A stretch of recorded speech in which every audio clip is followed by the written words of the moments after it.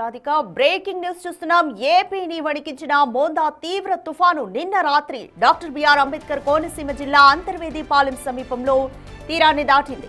రాత్రి 11:30 నుంచి 12:30 మధ్యలో మోందా తీరం దాటే ప్రక్రియ పూర్తయినట్లుగా వాతావరణ శాఖ పేర్కొంది.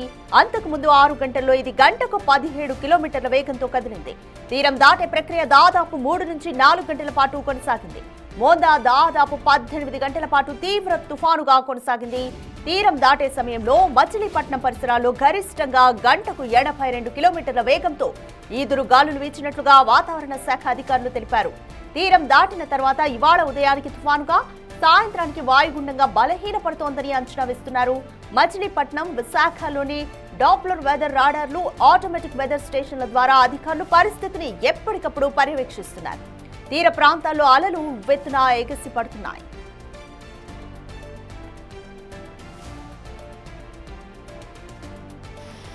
ఇవాళ శ్రీకాకుళం, పార్వతీపురం, మన్యం, విజయనగరం, విశాఖపట్నం, అల్లూరి సీతారామరాజు, అనకాపల్లి, ఏలూరు, ఎన్టీఆర్, కృష్ణా, గుంటూరు, పల్నాడు, బాపట్ల, నంద్యాల జిల్లాల్లో భారీ నుంచి అతి భారీ వర్షాలు కురిసే అవకాశం ఉందని అమరావతి వాతావరణ కేంద్రం తెలిపింది. కాకినాడ, డాక్టర్ బిఆర్ అంబేద్కర్ కోనసీమ, తూర్పు గోదావరి, పశ్చిమ గోదావరి, ప్రకాశం, కడప, కర్నూలు, అనంతపురం జిల్లాలతో పాటు యానాంలో భారీ వర్షాలు కురవచ్చని పేర్కొంది. మిగిలిన ప్రాంతాల్లో తేలికపాటి నుంచి ఓ మోస్తరు వర్షాలు కురవచ్చని తెలిపింది.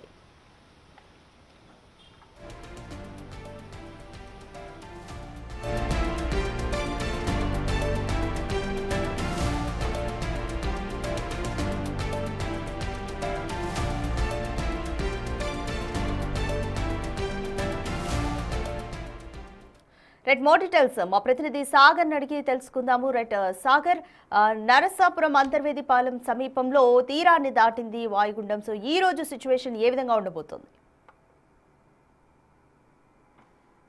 రాధిక, మెంతా తుఫాను రాష్ట్ర ప్రభుత్వంతో పాటు రాష్ట్ర ప్రజలను కూడా తీవ్ర భయభ్రాంతులు గురిచేసింది.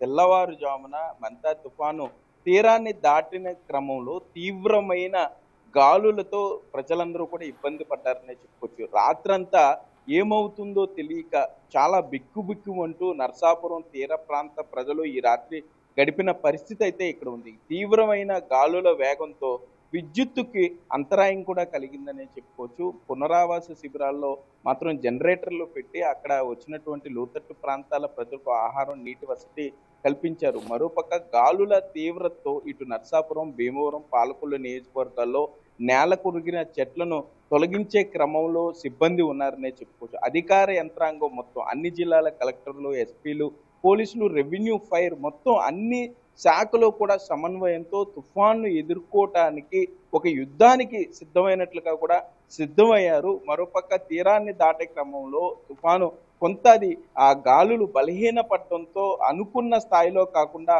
మొత్తం అందరూ కూడా కొంత ఆనందపడే రీతిలోనే ఎవరికి ఎటువంటి నష్టం కలిగించకుండా, ముఖ్యంగా ప్రాణ నష్టం కలిగించకుండా తీరం దాటిందనే చెప్పుకోవచ్చు. మరోపక్క ఎక్కడ కొన్ని చోట్ల విద్యుత్ స్తంభాలు ఒరిగిపోయినట్లుగా సమాచారం అందుతుంది. తెల్లవారుజాము నుండి మాత్రం నరసాపురం తీర ప్రాంతంలో బలమైన ఈదురుగాలు వీస్తున్నాయి. కనీసం ఇక్కడ తీర ప్రాంతంలో నించోలేని పరిస్థితి ఉంది. మనుషులను కూడా కిందకు తోసేసేంత సుమారు 50 నుండి 60 కిలోమీటర్ల వేగంతో గాలులు వీస్తున్నాయంటూ వాతావరణ శాఖ అధికారులు చెప్తున్నారు. మరోపక్క తుఫాను తీరం దాటిందని ప్రజలు ఎవరూ కూడా బయటికి రావద్దంటూ కూడా విజ్ఞప్తి చేస్తున్నారు. మరో 24 గంటల పాటు తుఫాను తీవ్రత ఉండే అవకాశం ఉంటుంది. తుఫాను తీవ్రతతో వర్షాలు భారీ నుండి అతి భారీ వర్షాలు పడే అవకాశం ఉన్న నేపథ్యంలో ప్రజలు ఇళ్లకే పరిమితం అవ్వాలంటూ కూడా అధికారులు విజ్ఞప్తి చేసే పరిస్థితులు ఉన్నాయి.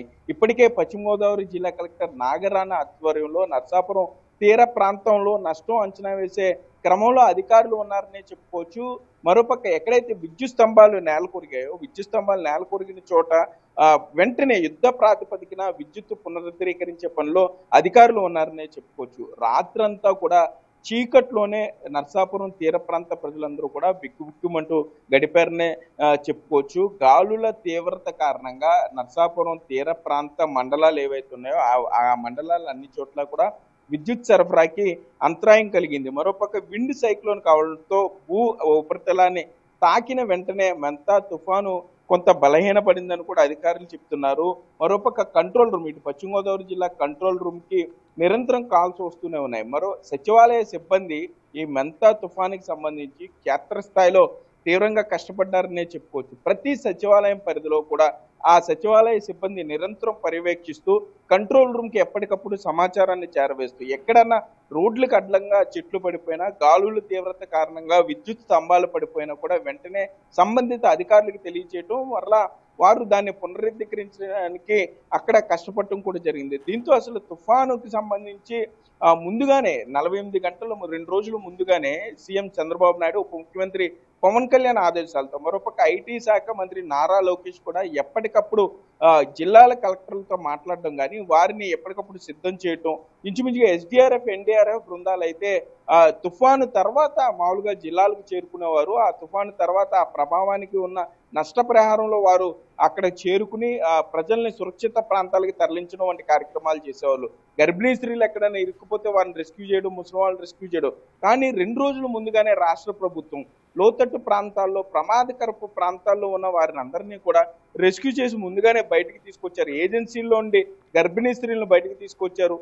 పూర్తిగా ముసలి వాళ్ళు ఎవరైతే ఉన్నారో వారందరినీ కూడా సురక్షిత ప్రాంతాలకు తరలించి ముందుగానే అక్కడ వైద్య సహాయాన్ని వారికి అందించడం జరిగింది. దీంతో ప్రాణ నష్టాన్ని నివారించారనే చెప్పుకోవచ్చు. చాలా సమర్థవంతంగా మెంతా తుఫాన్ను ఎదుర్కోవటానికి ఏలూరు, పశ్చిమ గోదావరి జిల్లా, తూర్పు గోదావరి జిల్లాల యంత్రాంగం తీవ్రంగా శ్రమించారనే చెప్పుకోవచ్చు. ఇటు పశ్చిమ గోదావరి జిల్లా కలెక్టర్ నాగరాణి, అటు ఏలూరు జిల్లా కలెక్టర్ వెట్రి సెల్వి, ఏలూరు జిల్లా ఎస్పీ కొమ్మి కిషోర్, ఇటు పశ్చిమ గోదావరి జిల్లా ఎస్పీ అద్దానయం ఎస్పీతో పాటు ఇరు జిల్లాలు తూర్పు గోదావరి జిల్లాకు సంబంధించి కానీ మొత్తం అధికారులందరూ కూడా సమన్వయంతో పనిచేశారు. కమ్యూనికేషన్ వ్యవస్థ తుఫాను తీవ్రమైన 100 కిలోమీటర్ల వేగంతో గాలులు వీస్తుంటే సెల్ టవర్ల దగ్గర కమ్యూనికేషన్ అంటే కరెంటు పోయింది, ఒక పక్కన సెల్ కమ్యూనికేషన్ కూడా ఒకానొక దశలో పూర్తిగా కోల్పోయిన పరిస్థితి. అటువంటి సమయంలో కూడా ఎక్కడా భయపడకుండా ముందుగానే సిద్ధం చేసిన జనరేటర్ని ఆ టవర్ల వద్ద కనెక్ట్ చేసి అక్కడ ఇంధనాన్ని కూడా ముందుగానే సిద్ధం చేసుకున్నారు. సెల్ టవర్ మొబైల్ నెట్వర్క్ ఎక్కడా కూడా డౌన్ లేదు. డేటాకు సంబంధించి కూడా ఎటువంటి ఇబ్బంది లేకుండా అధికారులు వెంటనే రిస్టోర్ చేశారనే చెప్పుకోవచ్చు. ఎందుకంటే ఇప్పుడు మీరు చూస్తున్నారు, నేను ఇక్కడ నుంచుంటే వెనక నుండి గాళ్ళు ముందుకు తోసేసే పరిస్థితి, చాలా బలంగా నుంచుంటేనే నిలదొక్కుని నుంచోగలుగుతున్నాం. ఇటువంటి పరిస్థితుల్లో టవర్ల దగ్గర విద్యుత్ లేకపోయి ఒక పక్క మొబైల్ నెట్వర్క్ డ్రాప్ అయితే, కమ్యూనికేషన్ దెబ్బతింటే ఎక్కడ ఏం జరుగుతుందో కూడా అర్థం కాని పరిస్థితుల్లో ప్రజలు భయాందోళనకు గురవుతారు. కాబట్టి చాలా సమర్థవంతంగా అధికారులు తుఫాన్ను ఎదుర్కొన్నారనే చెప్పుకోవచ్చు. ఇందాక మనం చెప్పినట్టు రాధిక, ఒక యుద్ధంలో ఏ విధంగా ప్రణాళికలు ఉంటాయో అటువంటి ప్రణాళికలు మెంతా తుఫాన్ను ఎదుర్కోవటానికి ఎస్డీఆర్ఎఫ్ బృందాలు ముందుగానే చేరుకున్నాయి, ఎన్డీఆర్ఎఫ్ బృందాలు ముందుగానే జిల్లాలకు చేరుకున్నారు.